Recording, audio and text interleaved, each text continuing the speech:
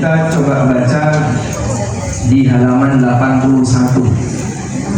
Wanita, harta, dan tahta. Kita akan menyinggung tentang seperti apa idealnya interaksi wanita dengan harta, interaksi wanita dengan tahta. Ada nggak yang punya cita-cita jadi pejabat? Ada?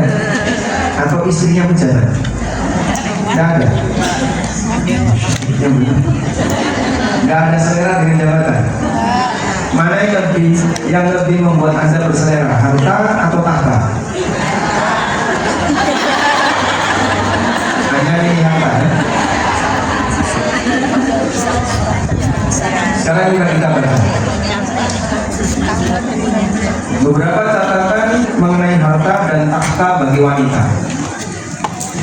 Ada sebagian orang yang punya hasrat yang cukup kuat terhadap jabatan, sehingga sampai harus sikut kanan, sikut kiri, bahkan melakukan praktek kesyirikan demi jabatan, sujud di kuburan, sajen di tempat-tempat yang terlarang, dan dia lakukan itu biar nanti bisa menang ketika pemilihan. Wanita memiliki hak terhadap hartanya, sebagaimana lelaki juga punya hak terhadap harta. Bahkan harta yang berupa mahar dari suami tidak boleh diminta kembali oleh suami. Jadi saat akad nikah berlangsung, suami berkewajiban ngasih apa? Mas kawin, mahar. Mahar ini dari suami diberikan ke istrinya. Ketika suami butuh terus minta mahar itu boleh nggak? Kalau istrinya ridho tidak masalah. Tapi kalau istrinya nggak ridho, tidak boleh memaksa. Karena mahar ini 100% jadi milik istri. Allah Subhanahu wa taala berfirman, "Wa atun nisaa sadaqatihinna nihlah." Berikanlah kepada para wanita mahar mereka nihlatan dengan penuh kerelaan. Artinya ini kepemilikannya 100% adalah milik pengantin wanita. Ibnu Katsir mengatakan, "Anna rajula yajibu alaihi daf'us sadaqi ilal mar'ah hatman wa an yakuna thayyiban nafsi." Lelaki itu punya kewajiban untuk menyerahkan maharnya kepada istrinya, wa an yakuna thayyiban nafsi, dan pada saat menyerahkan itu harus diserahkan dengan penuh sukarela. Artinya tidak boleh menyerahkan dengan terpaksa, atau menyerahkan dengan sakit hati, atau menyerahkan dengan penuh jengkel dan seterusnya. Alhamdulillah kalau masyarakat Indonesia secara umum maharnya mahal atau murah? Mahal atau murah? Murah. Seperangkat alat sholat. Apa saja itu? Masjid. Alat sholat itu masih mukna, sajadah, dan beberapa perlengkapan yang lain. Normalnya bagaimana Pak Ustaz? Mahar itu boleh nggak mahal? Boleh. Berapa maharnya Nabi SAW kepada istrinya? 100 onta. Maharnya Nabi SAW kepada istrinya itu 500 dirham. Kebanyakan mahar beliau kepada istrinya adalah 500 dirham. 500 dirham itu kalau dirupiahkan sama dengan 50 dinar. 50 kali 4,25 gram emas. 50 kali 4,20 berarti berapa? Sekitar 220 gram emas. 220 gram itu kalau jadikan duit berapa? 1 gram 2,6 gram. Coba kalkulator. Berapa? 570-an juta. Itu maharnya Nabi SAW kepada istri-istri. Karena kalau wanita diberi mahar yang gede, begitu dia gugat cerai, kewajibannya apa? Kembaliin itu mahar. Maka akan pikir panjang. Kalau saya gugat cerai, saya harus mengembalikan senilai sekian ratus juta, nggak sanggup. Akhirnya dia pilih menderita nggak apa-apa, yang penting nggak gugat cerai. Setuju? Enggak. Tidak. Angka perceraian bisa menjadi tinggi ketika maharnya rendah. Karena mudah bagi wanita, cuma sekian, balikin aja. Apa sih seperangkat alat sholat? Tak kasih 1 juta sudah lebih dari sebatas perangkat alat sholat. Itu kalau maharnya terlalu murah. Tapi kalau maharnya mahal, akan berat untuk mengembalikan. Namun di sini kita bisa lihat bagaimana Al-Quran mengatur bahwa wanita itu punya hak sepenuhnya terhadap mahar, sehingga suami tidak boleh meminta kembali mahar yang sudah dia berikan. Banyak kasus istrinya dikasih mahar cincin atau perhiasan, begitu suaminya kena pinjol, cincinnya diambil terus dijual, dipakai untuk nutupi utang suami. Ini tidak boleh kalau pemaksaan, sebab berarti dia mengambil hak yang sudah diberikan kepada istrinya. Baik, selanjutnya, mengingat mahar adalah hak wanita, maka terlarang bagi siapapun untuk mengambilnya atau menguasainya kecuali atas kerelaan sang istri. Demikianlah izin yang diberikan oleh Allah dalam Al-Quran. Fa'in tibna lakum an syai'in minhu nafsan fakuluhu hani'an mari'a. Kemudian jika mereka para wanita menyerahkan kepada kamu sebagian dari mas kawin itu, maka silahkan kalian ambil dengan sukarela. Ini nggak apa-apa mas, saya kembalikan maharnya. Kalau kamu mau cari lagi juga boleh. Masya Allah. Ini nggak nemu yang kayak gini. Jadi kalau misalnya seorang wanita memberikan mahar itu kepada suaminya karena lagi kesulitan, boleh juga diutangkan. Ya sudah, ini saya kasihkan ke kamu, nanti tolong dikembalikan. Kalau masih ada kewajiban untuk mengembalikan, berarti apa itu? Utang. Berikutnya, bahkan sampai pun ketika terjadi perceraian, terlarang bagi suami untuk meminta kembali maharnya. Allah Ta'ala berfirman, wa in aradtum istibdala zawjin makana zawjin wa ataitum ihdahunna qintaran fala ta'khudhu minhu syai'a. Kalau kalian mau mengganti istrimu dengan istri yang lain, alias mau menceraikan istri pertama dan dia mau nikah lagi dengan wanita yang lain, wa ataitum ihdahunna qintaran, dan kalian telah memberikan mahar yang banyak kepada mereka, fala ta'khudhu minhu syai'a, jangan mengambil sedikit pun dari mahar itu. Baik, ini semuanya menunjukkan bahwasanya sekali lagi wanita punya hak penuh terhadap hartanya. Nah, kali ini kita tekankan karena untuk membandingkan budaya jahiliyah dengan ajaran Islam. Dulu masyarakat jahiliyah menganggap wanita itu tidak punya hak milik. Jadi kalau ada orang wanita kok kaya, maka nanti hartanya jadi milik suaminya. Misalnya wanita dikasih harta oleh orang tuanya, atau dia bekerja kemudian mendapatkan sesuatu, maka dirampas oleh suami. Itu dulu di mana? Di zaman jahiliyah.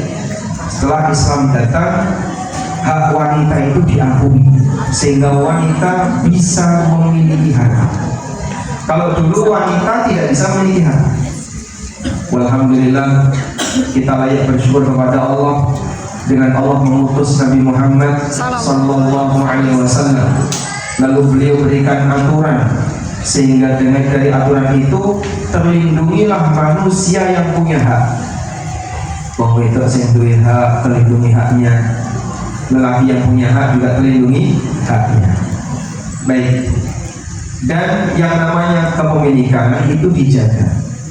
Saya mau tanya ya, misalnya dengan pas lebaran dolan ke tempat tetangganya, bawa anak bayi, anak kecil, ketika pulang dicekeli duit second, duit rompulo, duit liter, duit satu. Sudah, uang yang dibawa bayi ini punya siapa? Punya anak atau punya ibu? Boleh jawab tidak jujur ya. Uang yang dibawa bayi ini punya siapa? Punya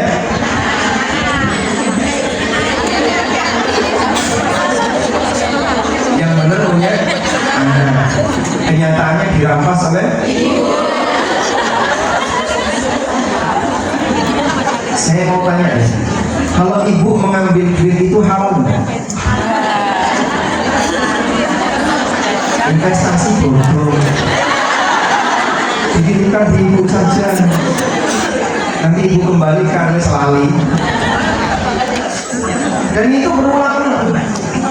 Karena yang dikasih duit kan bukan ibunya, yang dikasih duit anaknya. Itu yang dikasih ibunya atau anaknya? Anaknya ya? Anaknya. Kalau yang dikasih adalah anaknya, berarti itu haknya ibu, tidak boleh menguasai secara sepihak. Nah, kalau sudah terlanjur Pak Ustaz, wajib minta kerelaan bagi anak. Saya cilik kan risau. Nunggu dia besar. Sehingga kalau misalnya sudah usia, kira-kira usia berapa yang sudah bisa mikir seperti itu? 10 tahun. Misalnya 10 tahun. Ceritakan ya. Dulu waktu kamu kecil, kamu sering dikasih duit, diambil sama ibu. Kamu itu enggak? Nah berapa bu? Itu dulu enggak? Nah ya berapa? Ya pokoknya itu ridho ya. Pintar bu? 10 juta. Nggak akumulasi selama 10 tahun. Kalau sekali hari raya misalnya 1 juta. Kalau seperti itu maknanya nggak ridho, ibu wajib memberikan. Karena hak dalam Islam itu dijaga. Kalau nggak dikembalikan Pak Ustaz, ya nanti jadi utang. Baik, karena itu tolong dijaga baik-baik ya. Yang sudah pernah seperti ini, hak ini dirawat dengan baik, hak ini dijaga dengan baik. Saya pernah ketemu dengan orang, beliau bilang seperti ini. Dalam masalah pemberian, saya itu punya prinsip dohiriyah. Dohiriyah itu tekstual. Dohiriyah itu tekstual. Jadi maksudnya gini, kalau ada orang titip ke saya, kok dia ngomong ini titip untuk anaknya, itu orangnya nggak mau ngambil, kasihkan ke anak itu. Padahal biasanya orang Jawa basa-basi ketika ngasih kan titip untuk siapa? Yang di rumah, gitu. Misalnya titip ke suaminya, ini titip untuk istrinya. Isinya makanan. Dan sebenarnya maksudnya memberi itu ya kamu dan istrimu. Terserah nanti. Maksudnya memberi. Tapi beliau menyikapi apa yang diucapkan oleh orang itu, itulah yang saya pegang. Jadi dia ngomong, ini titipkan dua anak ini. Ya udah nggak ambil, kasihkan ke anaknya semua. Karena tekstualnya tadi untuk anak. Bisa nggak seperti itu? Ya, bisa. Bisa di sini ya. Karena harus ketemu duitnya kan. Baik, sekarang kita lanjutkan. Catatan kedua. Tidak ada istilah gonodini dalam arti semua harta suami otomatis milik istri, atau sebaliknya semua harta istri otomatis milik suami. Teori seperti ini tidak ada, sehingga tidak ada istilah wekmu, wekku, wekku, wekmu. Apa yang jadi punyaku adalah punyamu, apa yang jadi punyamu adalah punyamu. Apa yang jadi punyamu adalah punyaku. Seperti ini boleh nggak? Nah, sehingga mohon maaf misalnya, harta suami itu punya siapa?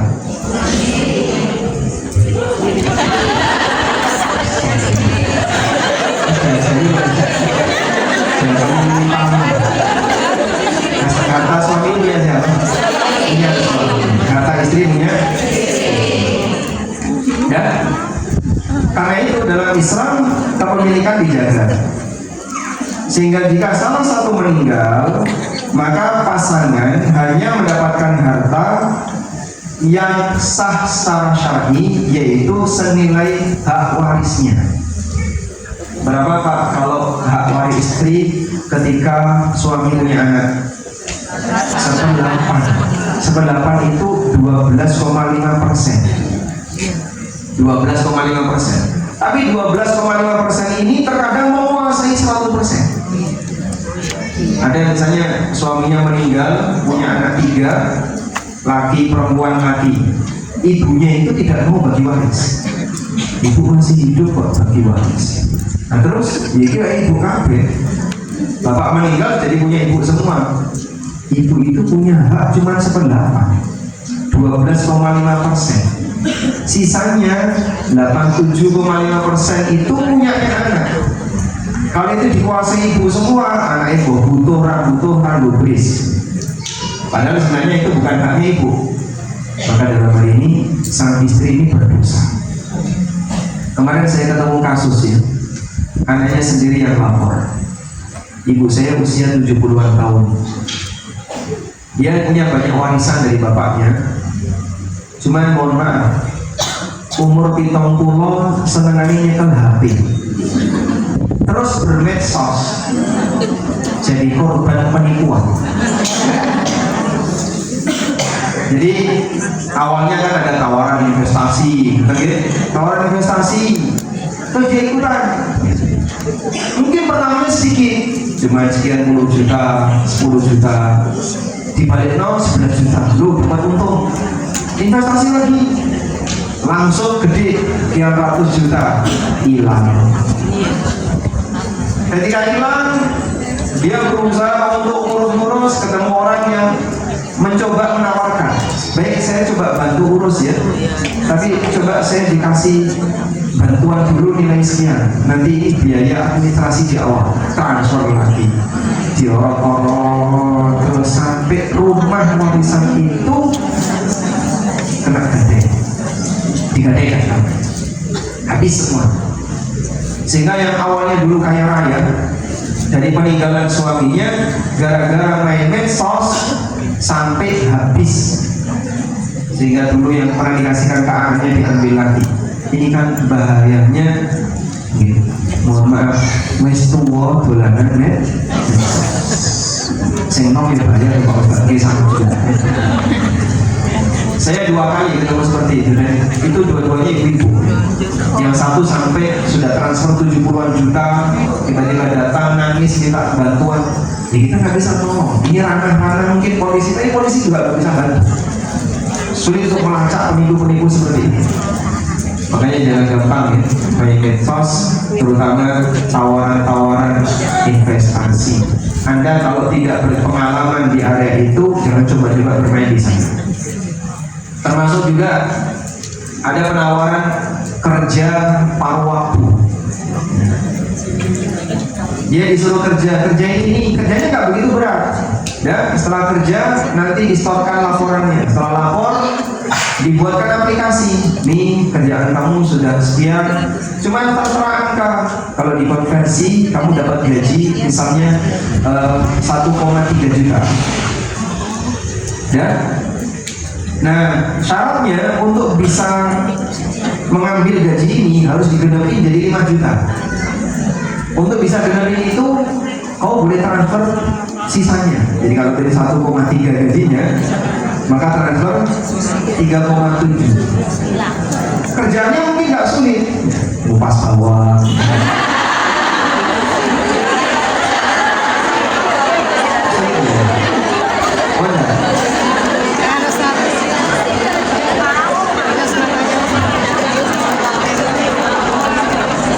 Jadi dia disuruh top up, nah setelah top up benar 5 juta, terus tiba-tiba keluar angka 5,7.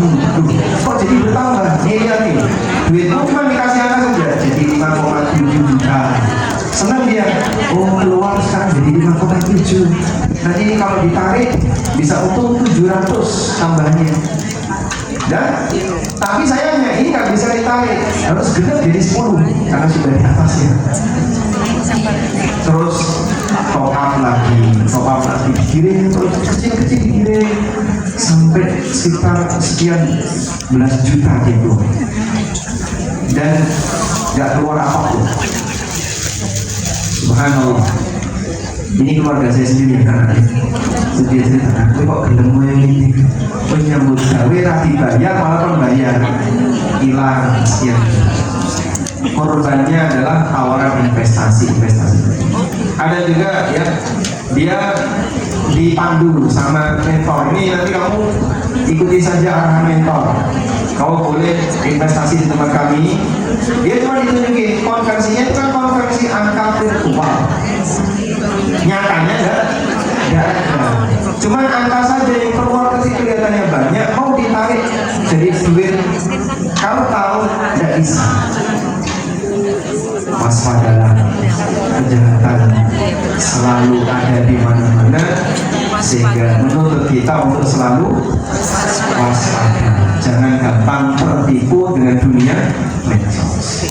Makanya kalau bisa ya, yang model bermain saham, terus apa lagi, kripto, terus apa lagi, ya, forex, dan aneka bisnis online yang nggak jelas, itu jangan pernah ngikutin. Dan jangan ngeklik link-link yang berbahaya, karena kalau Anda klik link berbahaya, bisa jadi nanti dia akan mengirim spy di mana HP, dan dia bisa merekam PIN, dia bisa merekam apalagi password dan seterusnya, dan itu nanti akan beresiko ketika akun kita di bank dibobol dan seterusnya. Baik, makanya kalau nyimpen duit ya, jika nilainya besar, jangan di satu rekening. Atau ya, amannya gimana Pak? Mungkin ada beberapa rekening, dan tidak semuanya terinstall di HP. Sebagian rekening itu tidak didaftarkan di HP, dibuat rekening dorman, mati sudah. Ini tempat saya nyimpan, lebih susah diakses.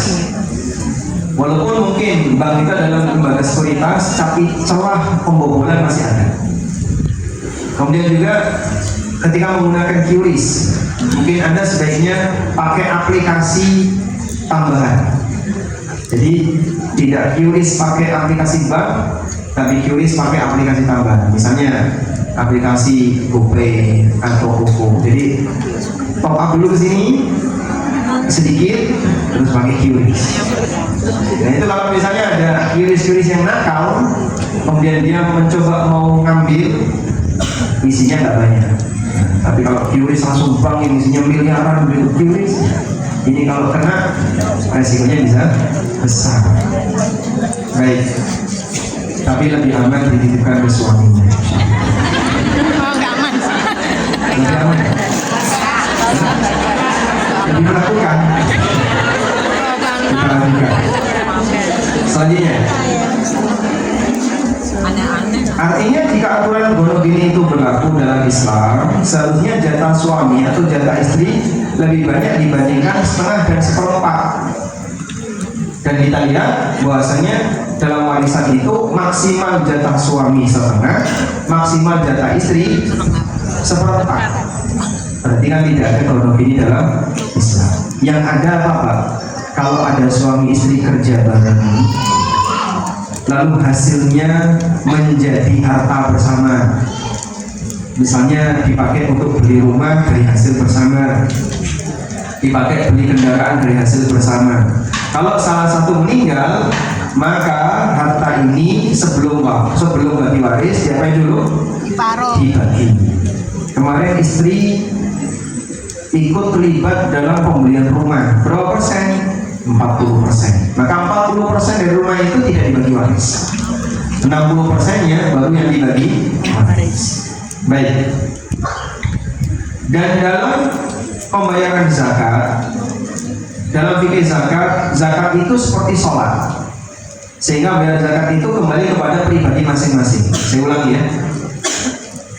Bayar zakat itu kembali kepada pribadi masing-masing. Harta istri yang bayarin zakat istri, harta suami yang bayarin zakat suami. Jadi perhiasan yang dipakai istri, zakatnya ditanggung siapa? Ditanggung istri. Kenapa? Karena itu milik istri. Demikian pula hartanya suami yang tanggung zakatnya adalah suami. Pak, bagaimana kalau misalnya rekeningnya itu digabungkan? Suami istri kerja dan dikumpulkan dalam satu rekening. Cara bayar zakatnya gimana?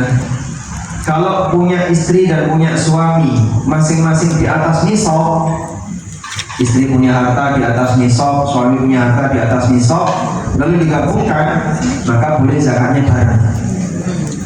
Tapi kalau salah satu kurang dari nisab zakat sekarang kurang lebih 230 juta. Istri cuma punya 150, suami punya 400. Gabungannya jadi berapa? 550. Ya? Berarti yang dizakati yang berapa? Yang 400. Yang harta istri 150 tidak dizakati karena itu kurang dari 1. Baik, selanjutnya dalam Islam jatah warisan wanita setengahnya lelaki. Allah Subhanahu wa taala berfirman, yusikumullahu fi auladikum lidzakari mithlu hadzil unthayain. Allah wasiatkan untuk anak kalian, bagi anak laki-laki mendapatkan jatah 2 kali dibandingkan anak perempuan. Anak laki-laki dapat jatah 2 kali dibandingkan anak perempuan. Ini wasiat dari siapa? Wasiat dari siapa? Allah. Ada seorang bapak sebelum wafat berwasiat. Nanti kalau bapak nanti warisan bapak harus dibagi rata, anak laki dan perempuan sama. Tidak berlaku. Boleh nggak wasiat ini ditunaikan? Tidak. Tidak. Ribon? Boleh nggak ditunaikan? Tidak. Nggak boleh, kenapa? Tidak sesuai dengan Karena bertentangan dengan syariat. Al-Quran. Sebab Al-Quran wasiat dari Allah mengatakan lidzakari mithlu hadzil unthayain. Untuk anak laki-laki mendapatkan jatah 2 kali anak perempuan. Sehingga jangan sampai begini, ini kan wasiatnya bapak, nanti durhaka sama bapak kalau tidak dilaksanakan wasiat bapak. Kalau kamu laksanakan wasiat bapakmu, justru akan menyempurnakan dosa bapak. Nah terus yang benar pripun Pak? Mungkin bapak tidak paham, sehingga beliau memberikan sebuah wasiat yang menyalahi aturan Al-Quran. Maka mintakan ampunan untuk bapak, mintakan ampunan kepada Allah untuk bapak, dan tunaikan wasiat Al-Quran, agar jangan sampai ada wasiat maksiat yang ditunaikan oleh anaknya. Sebab wasiat itu sama dengan pesan. Maka orang berwasiat itu seperti berpesan. Kalau pesan itu dilaksanakan, maka yang berpesan dapat dosa, yang melaksanakan pesan juga dapat dosa. Jika wasiat itu melanggar aturan syariat. Misalnya ya, ada seorang bapak berwasiat, kalau aku mati, kowe dia pesan sama anak perempuannya yang belum nikah, kamu harus nikah sama si A. Nah si A ini agamanya non muslim.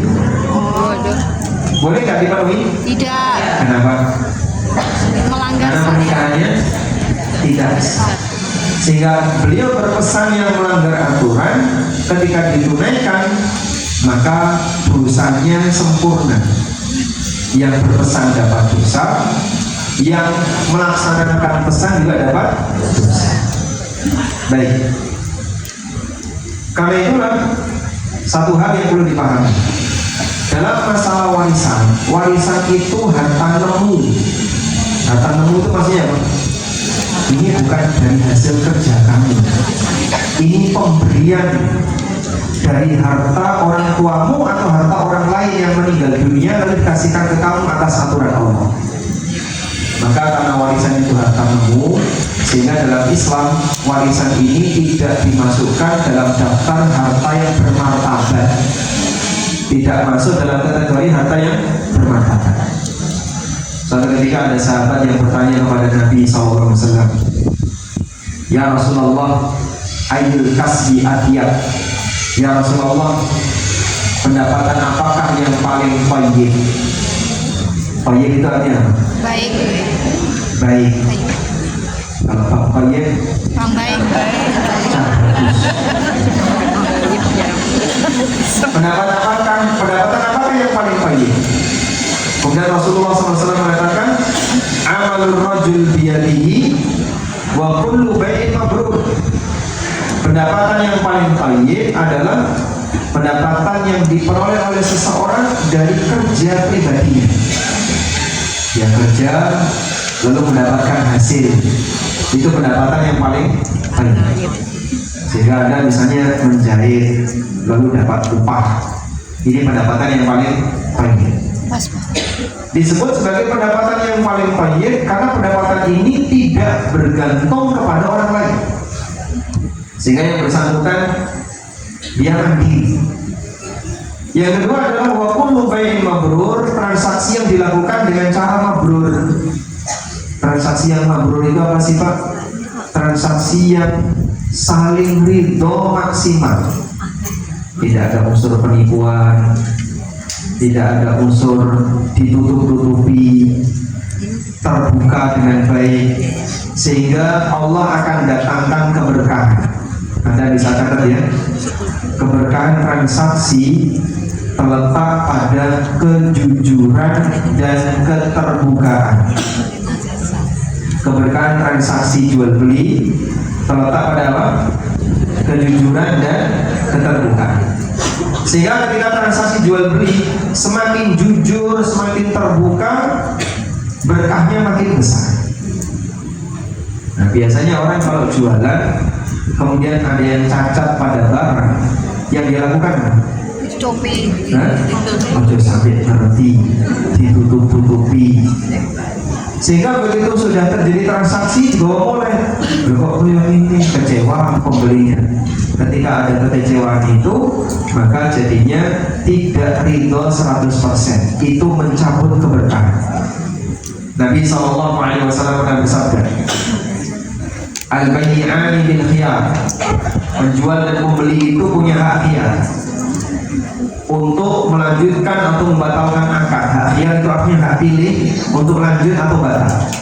Lalu kata beliau sallallahu alaihi wasallam, fa in sadaqa wa bayyana, kalau penjual dan pembeli itu saling jujur dan terbuka, burika lahuma fi bainihima, maka transaksinya akan diberkahi. Wa in katama wa kadzaba, tapi kalau saling menutupi dan saling bohong, sehingga kalau nimbang senengannya apa? Dikurangi. Kalau naker kadang juga dikurangi. Dia ketika transaksi ditutupi dan tidak jujur, muhiqat barakatu bainihima, maka keberkahannya akan dicabut. Anda kalau jual beli sampaikan dengan jelas, ada cacat tunjukkan, ada cacat di sini, ini agak beres di sini dan seterusnya. Baik. Karena itulah dalam Islam harta itu bertingkat, ada harta bermartabat, ada harta yang di bawahnya lagi kelasnya, dan bahkan ada harta yang tidak bermartabat, walaupun semuanya halal. Walaupun semuanya halal, karena harta halal itu tidak satu tingkatan. Dan kita diajarkan carilah harta yang bermartabat. Warisan itu tidak termasuk di sini. Sehingga warisan itu di mana sih Pak?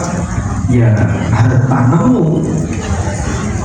Dan Anda perlu tahu Nabi Muhammad SAW, beliau tidak punya warisan dan tidak meninggalkan warisan. Saat Rasulullah SAW balik ke kota Mekah untuk hijrah, balik ke kota Mekah untuk Fathu Mekah, beliau hijrah meninggalkan Mekah ke mana? Ke Madinah. Ketika melakukan Fathu Mekah, Fathu Mekah itu apa? Penaklukan kembali kota Mekah. Lalu Nabi SAW ditanya oleh sahabat, ya Rasulullah, apakah nanti Anda akan singgah kembali di rumah peninggalan orang tuanya? Apa kata Nabi SAW? Wahal akil yada'ulana duran, apakah akil masih meninggalkan rumah untuk kami? Jadi Bani Hashim yang masuk Islam ketika mereka hijrah ke Madinah, tanah, properti yang ditinggalkan oleh Bani Hashim itu dikuasai oleh Aqil bin Abi Thalib, saudaranya Ali.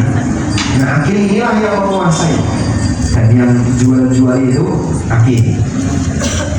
Jadi Nabi SAW setelah hijrah, beliau tidak mengambil kembali tanah peninggalan leluhur yang ada di kota Mekah.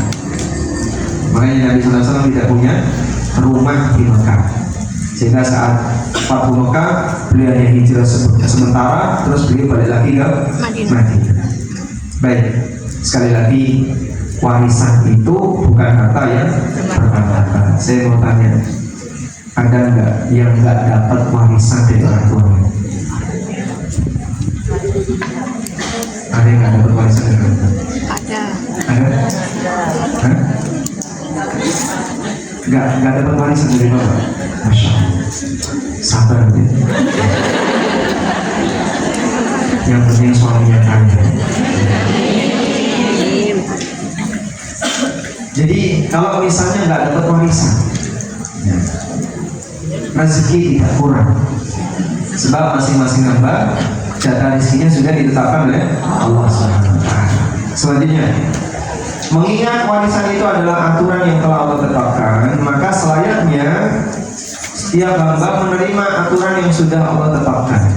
Jadi dia nggak protes, Pak, aku dapat cuma sedikit, Pak, aku cuma dapat setengahnya, udah nggak usah protes, karena bukan bagian itu yang harusnya kita kejar.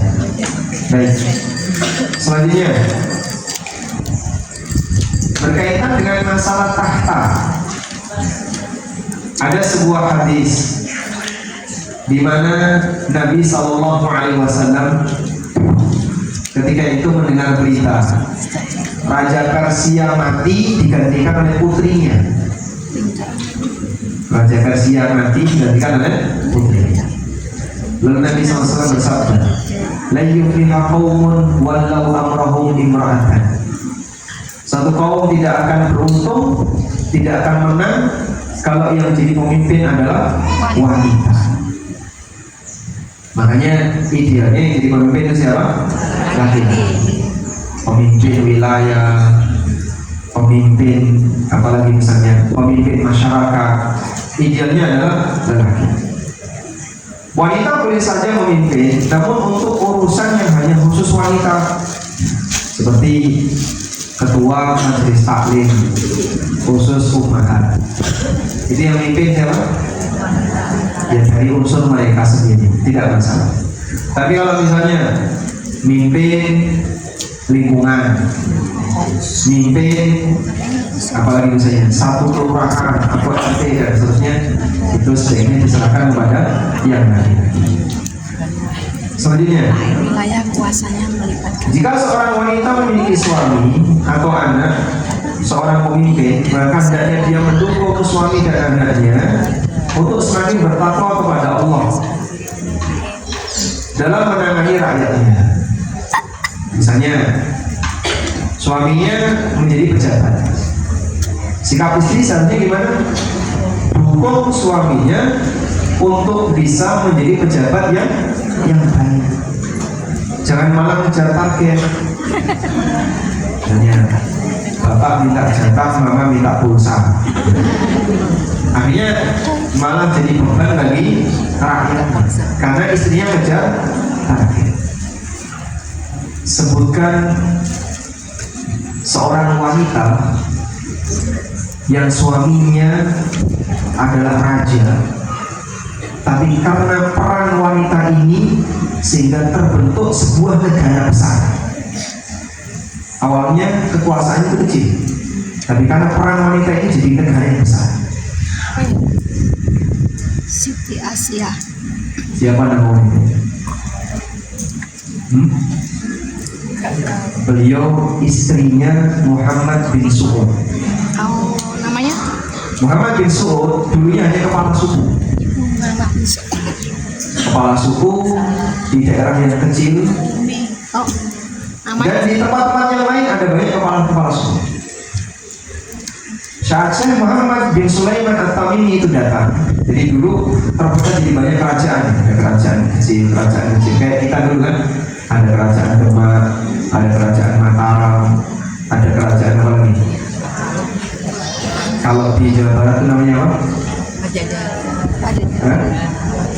Pajajaran, yang sezaman. Jadi ada banyak kerajaan-kerajaan kecil. Solo sama Jogja kan berbeda ya kerajaan. Nah, kerajaan kecil ini dulunya ya tidak bisa menguasai yang lain. Sampai akhirnya datang Syekh Muhammad bin Sulaiman At-Tamimi. Lalu beliau mengajarkan tentang dakwah tauhid kepada masyarakat. Kemudian mengajak kepada lingkungan yang lain untuk sama-sama mendukung dakwah tauhid.